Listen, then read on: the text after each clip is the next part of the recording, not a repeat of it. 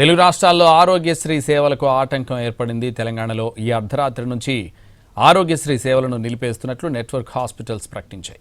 1400 కోట్ల రూపాయల బకాయిలున్నట్లు network hospitals యాజమాన్యాలు చెబుతున్నాయి. తెలంగాణ ప్రభుత్వం నెలకు 100 కోట్ల రూపాయలు ఇస్తామని హామీ ఇచ్చింది.